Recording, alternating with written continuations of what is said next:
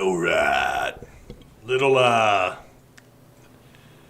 late night, little PTN after dark PTN action for you guys. Sorry the hair's a little crazy.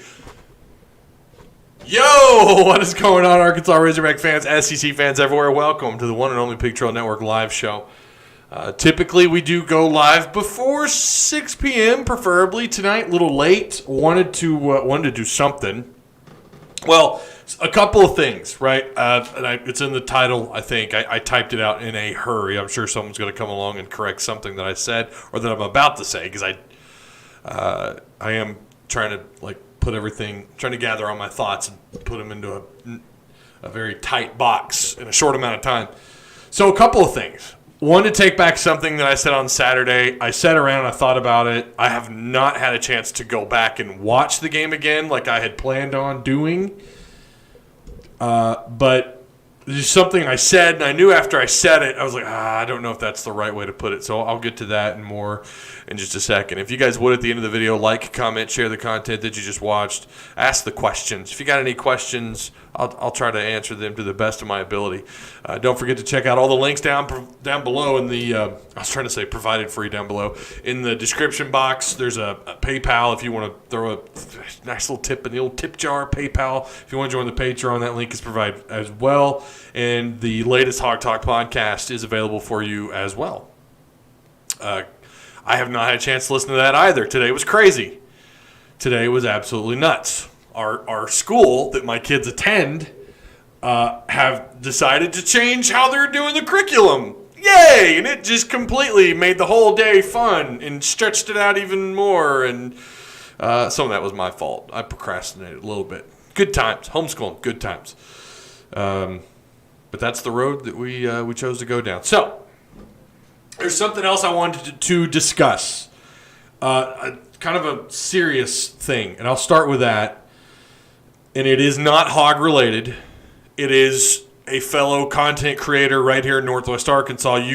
Some of you've probably never heard of him. The younger audience probably has. If you're below the age of like 30, well, if you're my age or a little younger and you used to play video games or whatever, or still actively game and you look up stuff on YouTube, you have probably come across some of his content, and he goes by the name of Boogie2988.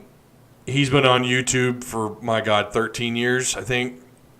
I started watching his content, not even realizing he lived right down the road from my house where I lived. And I'm not going to talk about that, but it was in Northwest Arkansas. I had no idea the guy lived down the road from me, and he had 1 million subscribers. At the time, I think at the time he was just under 1 million. Now I think he's at like 2 or 3 million. I don't know. He's a big-time YouTuber. He's the reason why I ever got ballsy enough to buy a webcam, to get a microphone, to even have a green screen when I had one, and to do what I do. He had something scary happen today, and something that, because I talk to a more local audience, has been something that's been in the back of my mind. He straight up had someone, again, this guy has millions of subs. He's a massive channel compared to my little tiny speck on his windshield YouTube channel.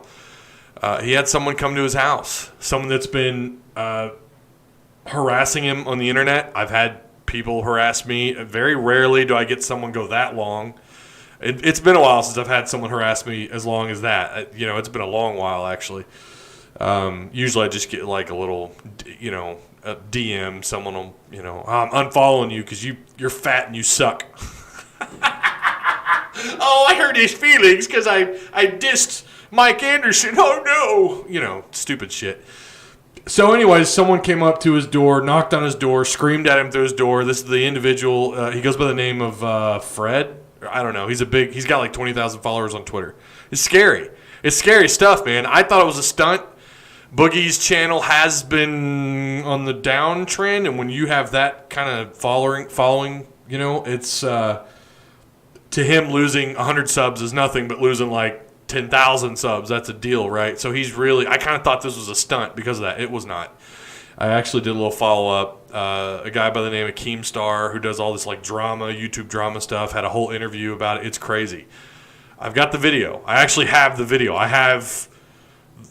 There was a gun involved. This happened in Fayetteville. Oh, I shouldn't have said that. Okay, well, it's out there. Everyone knows it was in Fayetteville. It happened in Fayetteville. There was a gun involved. There was a gunshot involved.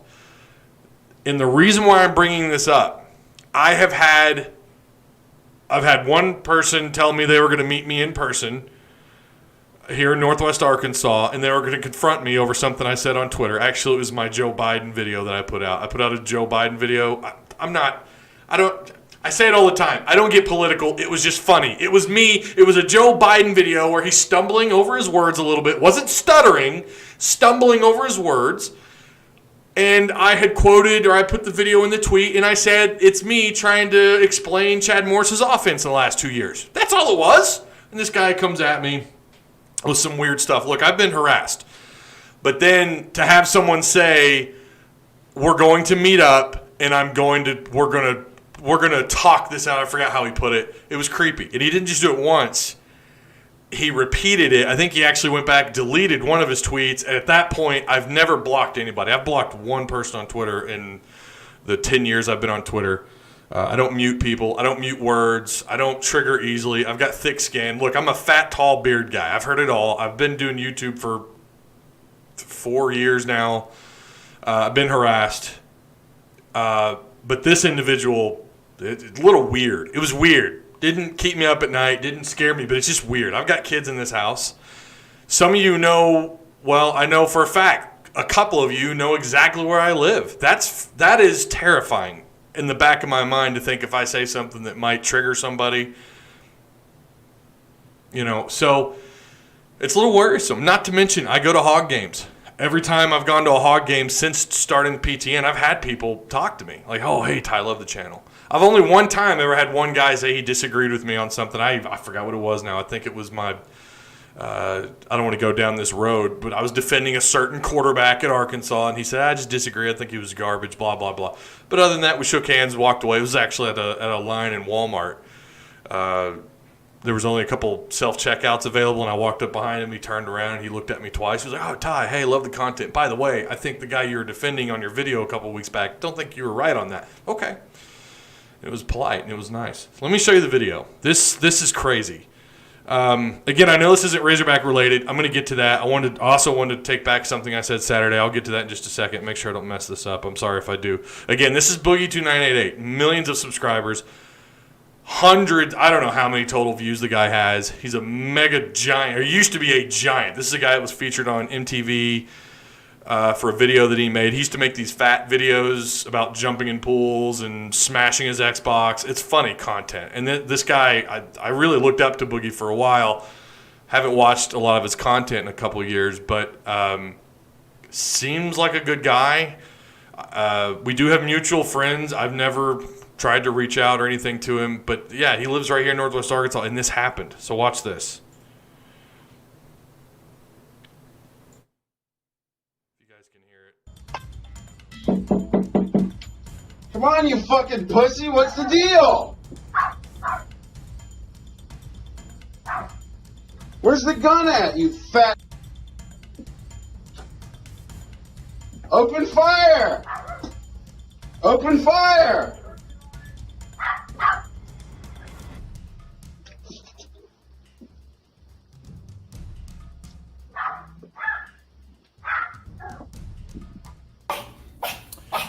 Hey Sam, this doesn't have to, Cameron, this doesn't have to go down this way, buddy. You're a fat pussy. Yeah. You won't even open the door? Oh, I will.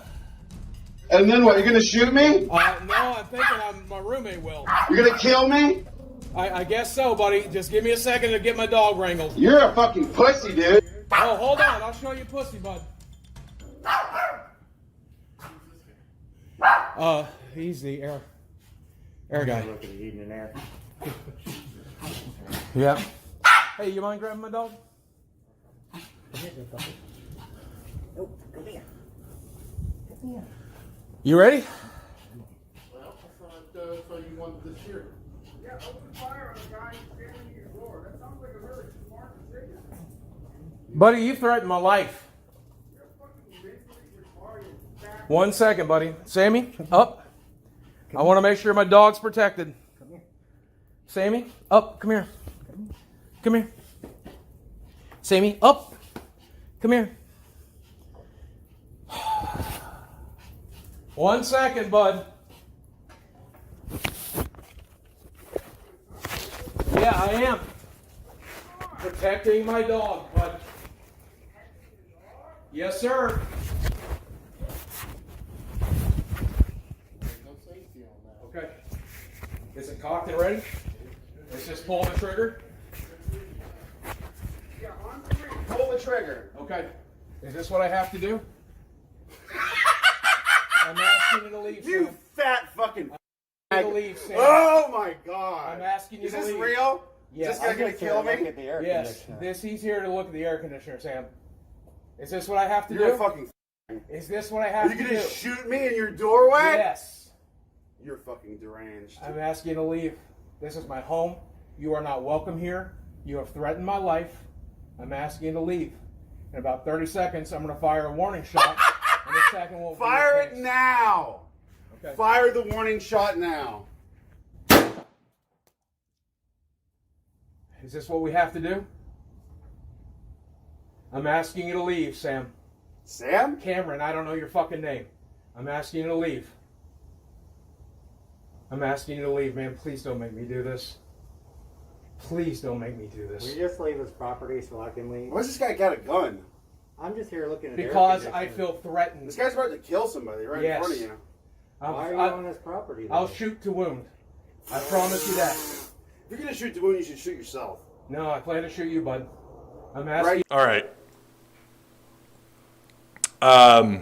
Yeah, that happened. Turn that off. Sorry. That's terrifying. And again, the only reason why I bring this up, by the way, I'm a firm believer in the Second Amendment. Just FYI, I have home security here. My neighbors, they know I'm a content creator. I don't let my kids out in the front yard. And that's not really because of weirdos. That's more to do with people go like 50 miles an hour down to 25. But regardless, that is also a part of the reason I have pissed people off. I've said inflammatory things here. Look, I was called all sorts of stuff after calling for the firing of Mike Anderson. I mean, I had name calling, which is, whatever. That's not exactly threatening. But I have had people on social media threaten me and not like some of my inflammatory takes and remarks. And to be honest with you, I don't really even anymore. I just like stuff, retweet stuff. Every once in a while, I'll put something out with a video that I found on Twitter. I don't take my hot takes there. I put them here. All the most inflammatory stuff is here because I'm right here. Like it's not some BS, just something you write down with your thumbs. Like I want to say it. I'm better when I can actually use a microphone and use my voice. But yeah, it's scary stuff. That happened in Fayetteville. And again, Boogie is a big-time YouTuber. He's lived here. He's not actually born in Arkansas. He's actually from, West Virginia. But he moved here, I think, for college. And I believe he went to the University of Arkansas. So he is a Razorback. So one of our very own. Now, correct, I might be wrong on that. He may not have actually gone to the U of A. He could have gone to, I don't know, NWAC or something. But I don't know. That's scary stuff. When I saw that at first, like I said, I thought it was nonsense. I thought it was like, oh, this is him trying to regain, followers or something. And I learned pretty quickly going down the rabbit hole, it wasn't. So, okay. Yeah, disclaimer. I do believe in the Second Amendment, but I love it when people approach me in public, and it happens especially because I create content for local people here for Arkansas. If I had a gaming channel, no one would know who I am. But because I make Razorback content, it's not that hard to find my content. It's not that hard to find what I say, and if it's inflammatory enough, I trigger somebody, they're gonna get pissed off. They're gonna find me at a Razorback game, or they're gonna find me pumping gas at the gas station, come up and clock me in the face. Which, I would ask that you hit me in the body, not the face. No, I love it when people come up and talk to me and we talk about the Hogs. It's really cool. It happens. I wouldn't say, especially now that we're wearing masks, it's rare. It's rare that anyone notices me. But in fact, I think it's been since, like a month ago in a gas station. Someone just recognized me. And he's like, hey, I recognize your beard. And I'm like, from the mask, my beard poking out underneath the mask. All right, what I said on Saturday. And again, we're not going to go too long. I really wanted to point out these two things. I said Saturday about Kendall Briles, really talking about the offense, something that I take back. I shouldn't have said it. It was wrong. I said this was more of the same. Those are my words. You can go back and find it. I think it's in the first 5-10 minutes of the video. It just looked like more of the same. I should have. Well, I don't think that I was necessarily wrong by what I said. It's just it's not cool, man. Like Kendall Briles and Sam Pittman have taken over a program they've won 4 games in 2 years. The talent they've got to build things up. We have to be patient. And again, I knew that when I said that. I should have chose a different vocabulary. I should have used some other words, I guess, to explain my position. But I take that back. I shouldn't have said it. And no, nobody DM'd me and gave me any kind of lecture. In fact, I was kind of surprised that nobody caught that. No one commented. Not that I saw. Now, keep in mind, in that post-game show, I was having a hard time reading chat, but I'm sure someone did say something in the live chat, but no one went back and corrected me. So either people were watching the video and not really paying attention, or they agreed with me. One of the two. I don't think that was right. I don't think that was completely correct. It's a little bit more complicated than. It's not black or white, like most things in life. But having saying that, the game plan in Ruskin, and I'll tell you what I was thinking about was what Ruskin said today on Twitter. I have to actually pull it up. I was going to screenshot it and I didn't. Derek Ruskin from Ruskin and Zach said this. Of course, I got to scroll way down to find it. Did he delete the tweet? Because now I can't find it. Did he say it with, was it not Ruskin that said it today? Well, he made a comment about the run game. Of course, I can't. I must be looking at an old... I am. I'm looking at his old account. That's what's going on. There it is. Ruskin is ranting. There it is. Okay. This is what he said. This was earlier today. You know who won this weekend? Kendall Briles. His plan of attack was awful, and nobody is saying anything about it. And people got him in the comments. That actually blew up. He had, that's got to be one of his most... he's a hot take guy. He is. And that's not him copying Clay Travis. He's been on the radio for a while. He's kind of always been known for being pretty blunt about what he says, and I respect him for it. I don't think he's entirely wrong with what he says here, but I don't know that I put all the blame, because that tweet comes off like he's putting all the blame on Kendall. Look, we know the offensive line has got a ways to go. I'm pointing out the obvious here. And this is why I was kind of surprised that he said this. And I know most of you, because, you listen to the Hog Talk and you come here to the Big Trail Network. I know you're educated. I know what content you're consuming. If you're here and if you're paying attention, you get it. Offensive line is atrocious right now. As far as their run blocking, it's just not there. And they were facing the best front seven in college football. I mean, you can make the argument that 90% of that offense is probably NFL caliber talent, maybe even 100%. They've got some talent up front.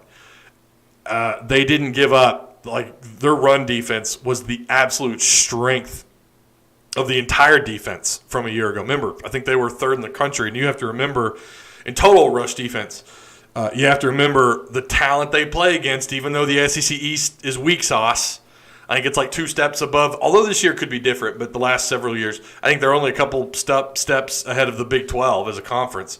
But at least they try to play defense in the SEC East, and they have way more talent than the Big 12 could ever dream of having outside of Oklahoma and Texas. That's who the Bulldogs are. And when those are the kind of numbers that you have, I think they gave up 2 rushing touchdowns all of last year.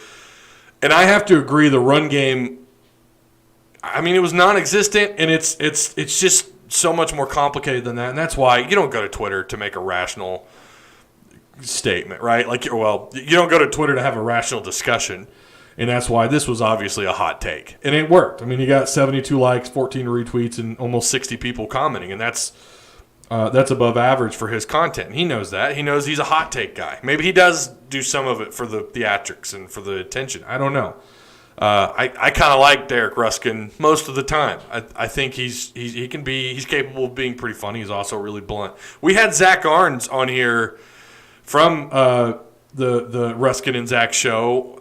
When was that now? That was several months back. We had the Hog Talk guys on here. And Zach said things people in the audience didn't like. He was pretty blunt. So these two guys come off pretty negative, and I get why people don't like their show. I agree. I think they're way too negative a lot of the times. But I'm not trying to pivot over what he said from what I said on Saturday. I'm just trying to kind of draw a comparison a little bit. But I don't think he's entirely wrong. But, again, it's so much more complicated than that. And like I said, you don't go to Twitter. You don't make a Facebook post. You don't take to social media to have an honest discussion or a debate about what happened, right? He has a whole radio show for that, and he does a good job of explaining his position, although I haven't had a chance. Thanks to homeschooling, I haven't had any chance to listen to any of it. But, yeah, I think I chose my words poorly on Saturday. I shouldn't have said that. I shouldn't say, especially game one. Someone else brought up a really good fact that this is Felipe Frank's first game back, so it's hard to have any kind of a run game when your passing game's not really a threat. Treylon Burks is a threat. Hudson Henry. I'm really surprised. Well, I shouldn't say surprised. I guess, I don't know. The Hudson Henry kind of hate that Hudson Henry has got. Now, again, being openly critical about someone isn't exactly hate. You're allowed to have your own set of opinions. I don't agree with a lot of what's being said about Hudson Henry, that he was just vastly overrated. He's nothing close to his brother. Look, you're talking about NFL top 6, top 8 tight end in the NFL. Like, first off, yeah, he's not anywhere near his brother, but that's the obvious. That's like pointing out the obvious. He's not there yet. Let's see where he's at in a couple of years. But he got knocked out of the game Saturday, and I think he bruised it looked like he took a shot to the ribs, or right to maybe a little bit to the center, maybe. And he was out. He was done. Just like Dorian Gerald. I don't know what exactly. I think Dorian Gerald twisted his ankle, by the way. Oh, there's an update. Dorian Gerald had an ankle sprain. Probable that he comes back on Saturday, but not exactly 100%. So that was big. I noticed when Dorian Gerald went down, that pass rush just, it wasn't non-existent, but it was definitely a lot less effective. But a little surprised at some of the things that have been said about Hudson. I'm going to wait. He's a redshirt freshman. Sometimes we want immediate results. We have to remember, and I, including myself, we got to remember that this is all new. Once again, we're at the tip. We're at the very beginning of yet another rebuild. That's what this is, and we just have to accept it. And things like Hudson Henry not playing, Felipe Franks trying to get the 10 pounds of rust off his shoulders, Kendall Briles trying to figure out his personnel on offense, the offensive line, all the newness, along with new coordinators, new position coaches. And I'm going to say something else I did not brag enough about, and that was the defensive line play throughout the 2.5, 3 quarters, most of the game. They got pressure. They got consistent pressure against Mathis. I should have talked more about that. Was really proud of them. They got, 3 sacks, I think. Like I said, I haven't even gone back and looked at numbers. I was trying to go live at 7:30, and I was like, okay, what am I going to talk about? I know I'm going to talk about the thing on Saturday about what I said, and then the boogie stuff, but what else am I going to talk about? So, and then I was jotting some notes down and stuff, and then dealing with the kids, so I got pushed back till 8:30, so it is a little bit later. It's after 9 p.m. Arkansas D-line was very impressive, says Joshua Simmons. They were.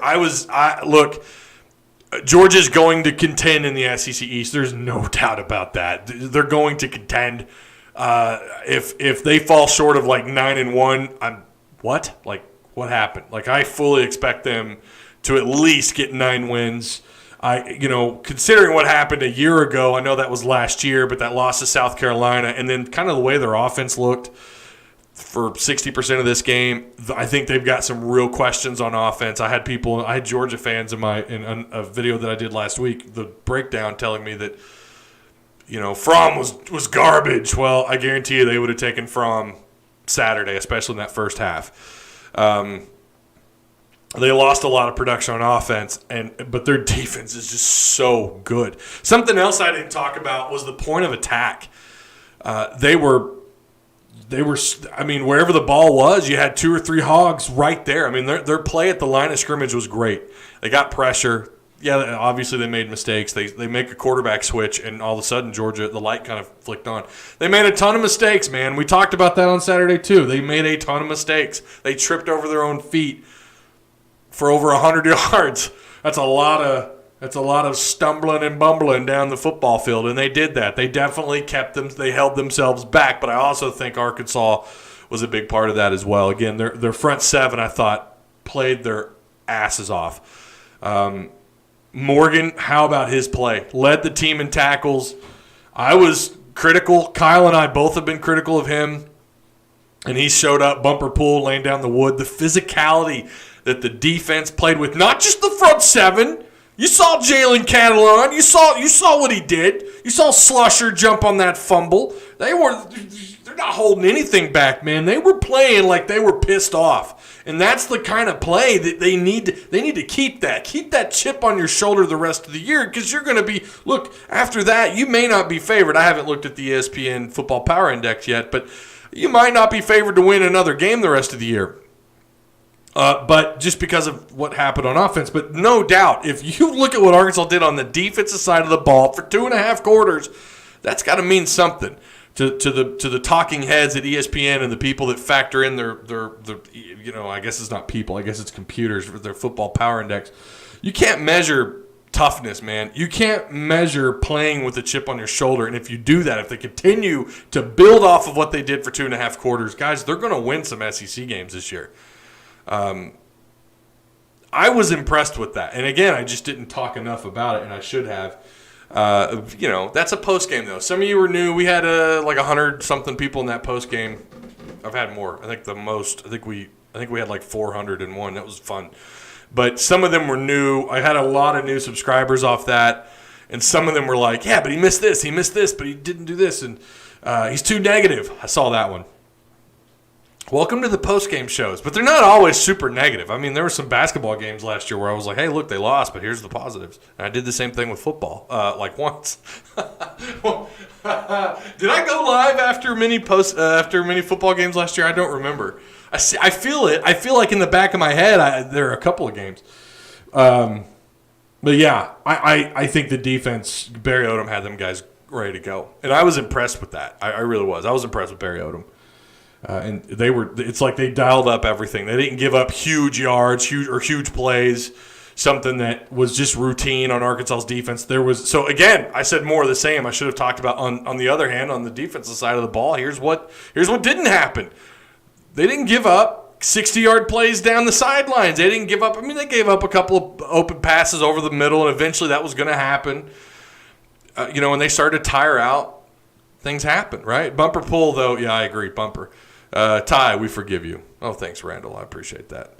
I appreciate that a lot, Randall. It means a lot. You can't see it, but I'm thumping my chest. I don't know what lick means. Catalon had an amazing lack as well. It's okay, Azazian. Bumper is going to be great. Yeah, he's only a junior. He's got another year of eligibility. When Bumper laid that hit on Mathis, I got worried because he just came off brain surgery. He did have a cyst removed, if I remember correctly. I was scared not for football, but for his life after that hit. That was, again, that speaks to the physicality that Odom brings to the defense. And that's old school Arkansas football. I mean, that's, Houston Nutt's best years were when they played physical. They may not have put up the greatest stats and the greatest numbers, but when they laid the wood, when they absolutely smacked you around on defense, that's when they're at their best. Yeah, of course, Darren McFadden, Felix Jones, Peyton Hillis, Marcus Monk, a couple of years under Matt Jones. Yes, playmakers on the offensive side of the ball matter. But the physicality, when they played physical. You remember Reggie Herring, how physical his defenses were? I remember he got in trouble over the pink jersey thing, and I love that. I love the pink jersey idea, but no, we had to get feminists involved. Odom is going to have his hands full against Air Raid. It's going to be awesome. It's going to be an awesome game. That bumper hit reminded me of Tony Bua. Oh, my God. You remember Tony Bua at Miami, that kickoff? When I need to find that video somewhere. Just go look it up if you haven't seen it. Look up Tony Bua, Miami special teams hit, something like that. It's incredible. It was absolutely incredible. Catalan, I already read that. I do that every time. That quarterback we put in, Stetson Bennett, was a former walk-on. Catalan was all over the field. He should have started last year. Catalan, there were some issues last year, and I can't remember what it was. I can't remember if he had health issues or what. Hamlin, Kennedy, yeah. He had some playmakers on defense. They've had playmakers on defense. We can't. Jamal Anderson. If I remember right, Jamal Anderson was a 2-star tight end out of high school, and they turned him into a 6'6", 275-pound first-round draft pick. That ought to tell you a lot. The way how Saban swipes up fired coaches, I was surprised Odom didn't go to Bama. The secondary is going to be a group of monsters when they reach full potential. Thank you, Joshua Simmons, and Arkansas is better than you think. I don't disagree. Reminded me of the Clowney hit. Yeah, but the Clowney hit, the guy lost his helmet against Michigan. Yeah. That's still one of the greatest hits ever, and it came against a Big Ten opponent. I love it. Good for them. Good for them getting Jadeveon Clowney. So, all right. I think that's it. I think, I got to get ready for bed. It's 9:15. Appreciate you guys stopping by. What are we at? We have, there are quite a few of you in here. Okay. I see Arkansas winning 3 or 4 games. I watched a lot of SEC games the last 2 days. Yeah, Mike, appreciate you stopping by too, man. Gavin, Azazion, Alex Strecker. Obviously, Pittman wasn't our first choice, but he's still better than what we had. Let's be happy we got someone who wanted to be here. All right, look, my last thing I'll say. It is nice to have someone that wants to be here. I think he knew this would be a good fit. He knew Arkansas. I think Hunter Yurachek, Sam Pittman, I just think it was too obvious for Hunter. I think really, I don't know how far back he was on the list. I mean, we always hear about the list. Obviously, Kiffin was up there. I don't know about Leach. Some people have said that was all smoke just to get Pittman. I have a hard time believing that. Most coaches are happy and want to be somewhere, especially when they get a fat paycheck. But you can tell Sam Pittman really wants to be here, and that is awesome. It kind of takes me back to Houston Nutt when he got hired on. He wanted this job. Obviously, his ties to the state and to the program mattered. But you could tell with Houston, and Sam Pittman is not Houston Nutt. Houston Nutt, you remember there's only one Razorback, there's only one Hog. I mean, that's what he is. He's a high-energy guy. He could get you riled up at halftime. He got the absolute most out of his players. I don't know if Pittman can do that or not, but it is really nice to have someone who's kind of from the area. He's from eastern Oklahoma. Grew up knowing all about the Hogs, knowing all about Frank Broyles, knowing all about the history here. He understood it. He got it. I think he's even claimed that he called the Hogs. I kind of thought he was an OU guy, though. Didn't he? It's late. I'm sorry. Or an Oklahoma State guy. Well, Oklahoma State was irrelevant until the 2000s. But it's nice to have someone who I mean, the guy teared up. He wanted this job. Didn't even ask about the salary. He wanted to be a head coach. Time will tell if he's the right fit. But I'll tell you this much. What I saw Saturday was a hell of a lot more than what we've seen in the last 2 years. And I'm not trying to sunshine pump. Yes, I am still skeptical. Yes, I am still skeptical of the hire.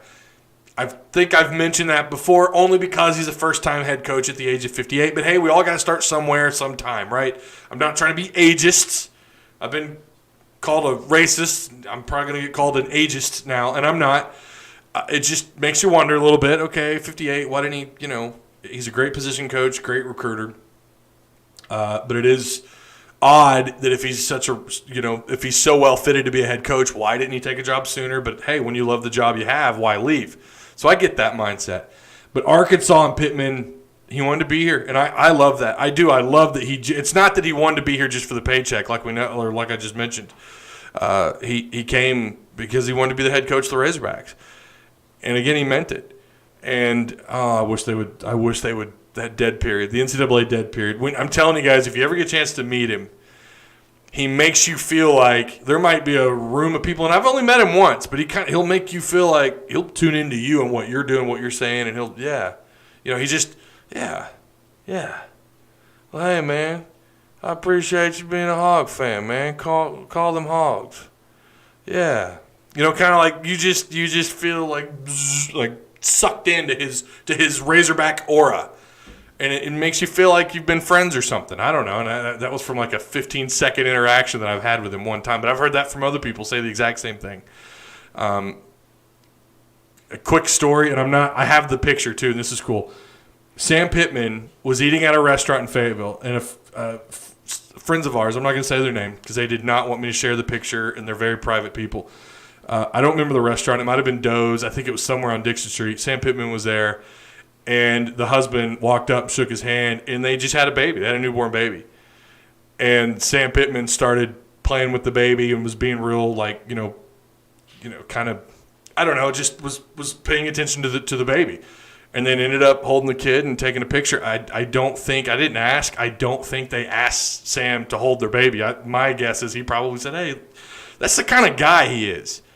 I like that. Again, that doesn't equate to a winner. It doesn't. It doesn't mean he's going to be successful at Arkansas, but it's, I don't know. You take that energy, you take that, whatever you want to call it, humbleness, just the good old boy that he is, and you take that out on the recruiting trail, the dead period's got to end. That's the kind of guy he is. He's a genuine human being, and it's pretty cool to see. I mean, it really is, and I think it'll pay dividends. I really do. It's definitely a different team than last year. I agree, Randall, 100%. Sam Pittman is a great recruiter. Yeah, he did it at Georgia. He did it here when he was the O-line coach. So, but when you take that and you're allowed to get back into the rooms, into the living rooms of these recruits and their families, their siblings, and in that room with that recruit, that's when Sam's at his best. I've said that here 100 times. I've said it on the Hog Talk podcast. I'll continue to say it. He's at a disadvantage because, I'm sorry. Being able to talk on one of these is completely different than being in the room with the guy. And when that dead period, if it ever lifts, if we get to a point where he can go back into the homes, he can bring kids on campus, recruiting will benefit without a doubt. So Pitt is a big old teddy bear. That's exactly what he is. He's a big old teddy bear. I think if you walked up and gave him a hug, he'd hug you right back, even if he didn't know who you were. That's the kind of guy he is. Sadly, I see Pittman as a one-contract coach. Get us to the next level and bring in someone to pull us higher, right? I mean, that could be the case, Alex. Okay, guys, thank you so much for stopping by. I really do appreciate it. Again, that video I showed you guys earlier, I should have said, heads up, there's some verbiage. There's some adjectives and things said that if you've got kids around, might want to earmuffs, But I do look, my content is not for children. I have that specifically marked on YouTube. So, hey, if there's a kid watching this, that's not on me. That's on the parent. Alex, that is Mark Rick. I don't know if I'd compare Sam and Mark Rick just yet. Josh, you might be right, though. I don't know. Okay. Woo Pig Suey. I'll see you guys. Hopefully I can get you some more content. And I'm looking at possibly Thursday, maybe another Friday video. We're going to try and get into this Mississippi State stuff. Getting ready for the air raid. Getting ready for Pirate. It'll be here before you know it. And I'm telling you right now, I'm looking forward to making the video if I'm able to, or talking about it on Friday, whatever, or both. But it may not be as pretty as far as the projections. I don't know yet. The line last I saw was 16, or the spread, excuse me. Maybe it's going to go up. I'm sure. Who knows? Yeah, be on the lookout for that content. Again, it'll either be an edited video Thursday or Friday, or we'll just talk about it on the live stream on Friday. So, all right, guys, Woo Pig Suey. Check out all the links down below, by the way. Patreon, the Hog Talk podcast link, PayPal, and there's some more links, I'm sure, down there. If not, whatever, ignore what I just said. We'll see you guys next week or later in the week.